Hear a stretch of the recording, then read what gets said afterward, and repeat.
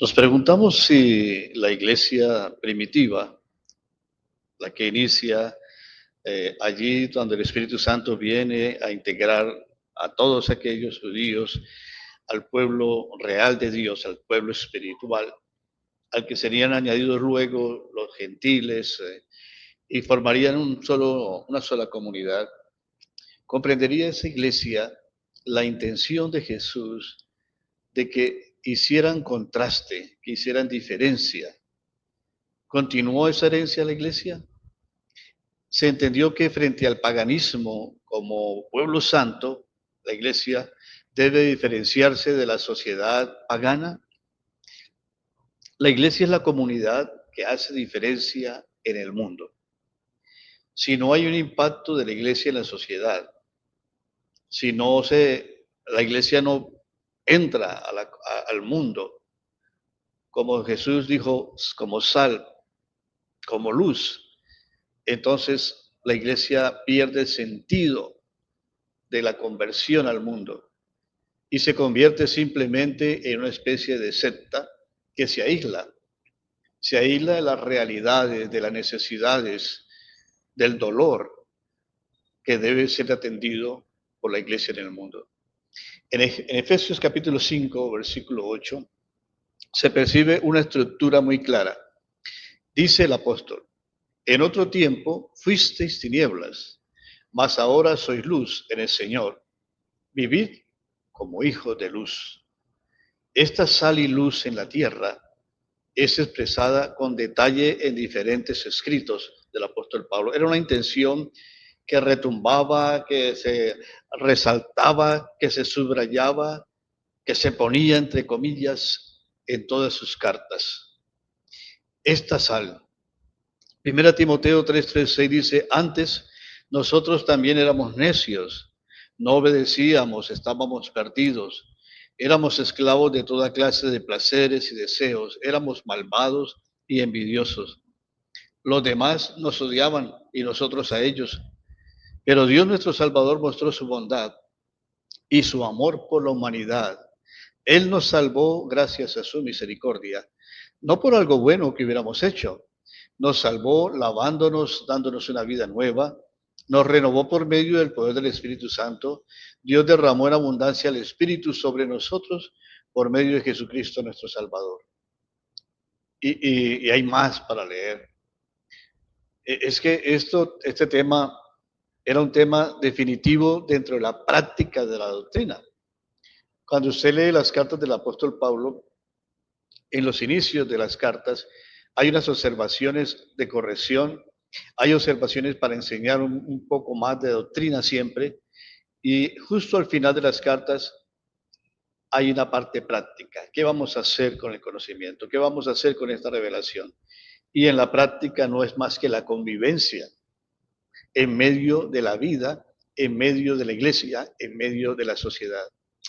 Uno de los ejemplos más bellos es Colosenses 3, del 8 al 14. Dice, ahora quiten de su vida todo esto, la ira, el enojo, la maldad, los insultos y las malas palabras. No se mientan unos a otros, porque ya se despojaron del antiguo ser humano que eran y del mal que hacían. Ustedes se han revestido de una nueva forma de ser. Dios los está haciendo nuevos, a imagen de aquel que los creó, hasta que lleguen al pleno conocimiento de Él. Ahora se acabaron las diferencias entre los judíos y los que no son judíos, entre los que tienen la circuncisión y los que no la tienen. Ya no importa ser inculto, bárbaro, esclavo o libre. Cristo está en todos y Él es el único que importa. Dios los escogió y los hizo su pueblo santo porque los ama. Por eso, vivan siempre con compasión, bondad, humildad, gentileza y mucha paciencia. No se enojen unos con otros, más bien perdónense unos a otros. Cuando alguien haga algo malo, perdónenlo, así como también el Señor los perdonó a ustedes. Pero lo más importante de todo es que se amen unos a otros, porque el amor es lo que los mantiene perfectamente unidos. Es claro en los pasajes que he leído que hay unas listas de la parte oscura, cólera, ira, maldad, maledicencia, palabras groseras, y otra lista que revela las virtudes de Jesús, el amor entrañable, la misericordia, la bondad, la humildad, la mansedumbre, la paciencia, el amor, todo esto. La lista negativa o la lista de pecados, lo que caracteriza es el carácter del mundo, de los paganos. Y la lista que habla de las virtudes de Jesús, pues es la lista que caracteriza a los creyentes, a los cristianos. La categoría de nuevo utilizada en los escritos de Pablo es un término interesantísimo porque define la existencia de los que han sido redimidos. El hombre viejo se contrapone al hombre nuevo en Cristo.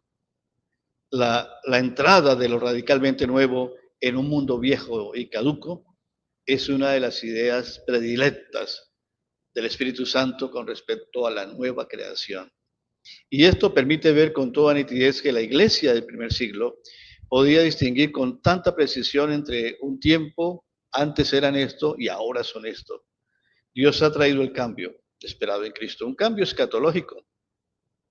Pondrá un corazón nuevo en las personas que lo aman, en el pueblo de Israel al comienzo, y esta promesa se extiende a los demás. Ha creado un nuevo pueblo en Cristo. Por eso se puede decir que el que está en Cristo es una nueva creación. Dios ve a los que están en Cristo como nuevos. Lo viejo ha pasado, todo es nuevo, 2 Corintios 5:17. Hay que decirlo una vez más, estar en Cristo significa vivir en el ámbito de la soberanía de Cristo.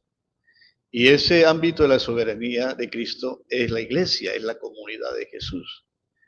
Es en el bautismo, queridos oyentes, por el que cada uno de los individuos pasa a convertirse en miembro del cuerpo de Cristo, que es la iglesia. Estar añadidos a la comunidad de Jesús no afecta exclusivamente la interioridad del bautizado. Es decir, algunos dicen, vamos a bautizarnos para ser salvos y ya, para tener una nueva relación con Dios y ya. No, Pablo dice que el hecho de ser bautizados, el hecho de entrar en la comunidad, tiene consecuencias radicales que van a repercutir profundamente en el trato hacia los demás, en el trato hacia el mundo, en las relaciones. Cristo murió para arrancarnos de este perverso mundo, a todos los que creen. No existe ni el menor indicio de que Pablo, al hablar de sacarnos del mundo, pretenda referirse al tema del cielo. No, Pablo está hablando concretamente de lo que vivimos acá, de nuestra actitud, de nuestro comportamiento. Así que hay una separación abismal entre el mundo cuando se produce en el creyente el cambio de vida a través de su fe y a través de la identificación con la muerte, sepultura y resurrección de Jesús, es decir, el bautismo. El bautizado es sacado del mundo y colocado en la soberanía de Cristo. El mundo al que se le llama aquí malo es algo más que una simple suma de individuos que obran el mal. Es el potencial del mal que se ha impregnado en las estructuras de la sociedad mediante los pecados de muchos que han pervertido el mundo, convirtiéndolo en un ambiente de poder del mal. Algo más está detrás de los hombres que hacen el mal. Todo un sistema. Y lo que Cristo hace en el individuo es sacarlo de allí, es arrancarlo de allí. La iglesia ha escapado de ese mundo porque vive la acción liberadora de Cristo.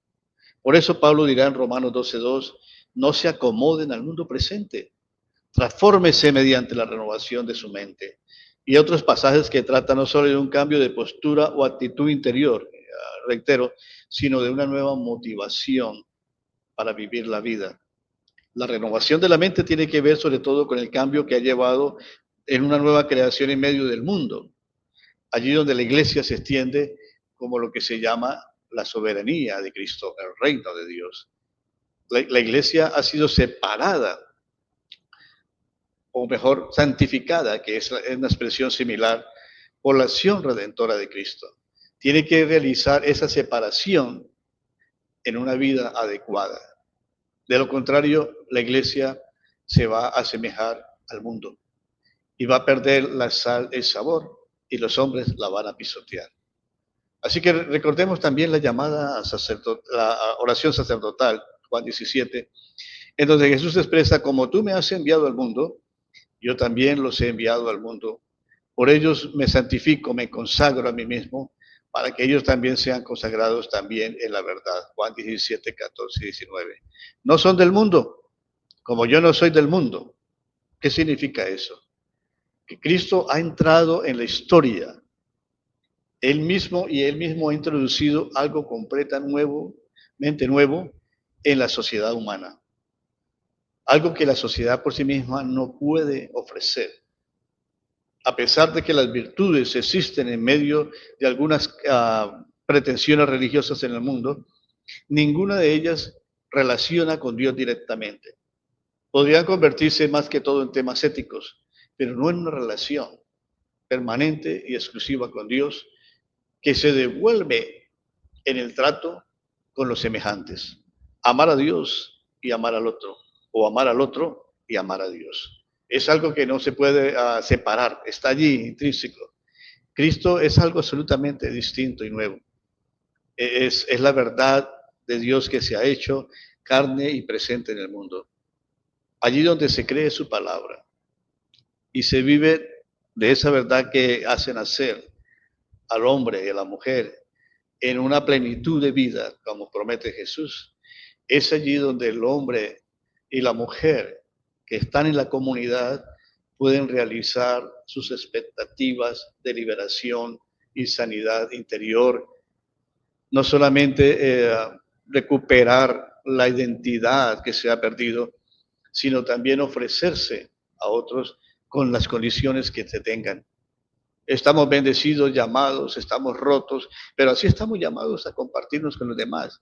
Esto es algo que no se encuentra en el mundo y es algo que ofrece Dios a todos aquellos que le siguen y le aman.